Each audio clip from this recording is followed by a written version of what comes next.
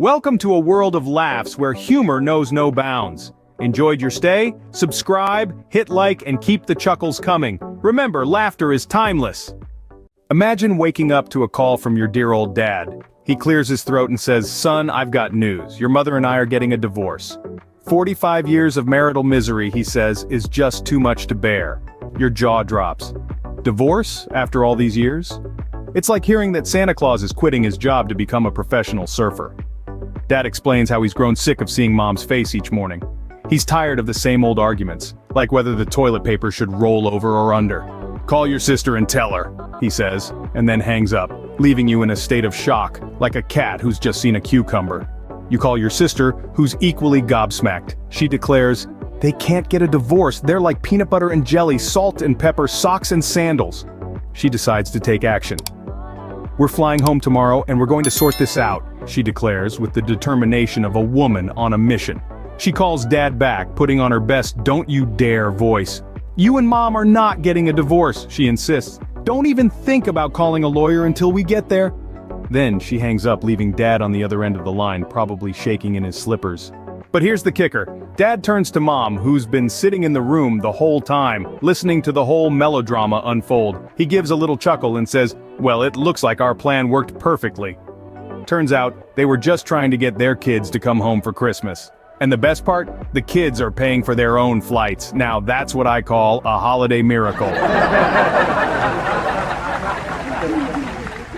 Ever had one of those moments where you mistake one thing for another, and the result is nothing short of hilarious? Well, buckle up, because have I got a story for you.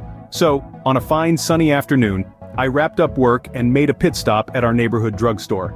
As I was paying for my items, something sweet caught my eye. Something I thought would be perfect to share with my little chap waiting at home.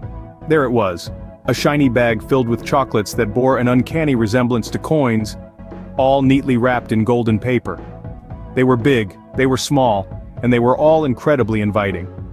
Overcome by the prospect of seeing my son's eyes light up at the sight of this treasure, I took the plunge and bought the bag. Once home, my son was overjoyed with the chocolate coins. We sat down, opened the bag, and sorted through the glorious pile of golden treats. My son, with a grin that stretched from ear to ear, grabbed the large coin-shaped chocolates while I, happy to let him have his way, picked the smaller ones.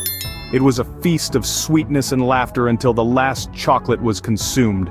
Fast forward to the next day when we found ourselves back at the same drugstore for some other items. This time, my wife and son were with me. As my wife and I were engrossed in browsing the aisles, I noticed my son holding something in his hand. A gold coin, but this wasn't a chocolate treat. Before we could intervene, he strode up to the pharmacy counter, his tiny chest puffed out with pride. "What's this?" he asked the pharmacist, holding up the gold item for her to see. The pharmacist looked down, her face serious. "That's a condom," she explained, without missing a beat. "I see," announced my son slowly. "My daddy bought me some of these yesterday." The woman behind the counter looked shocked, her face instantly morphing into a frown. "Those are not for children, young man," she quickly retorted. And before we could step in, he said, "Then I'll buy this one for my daddy."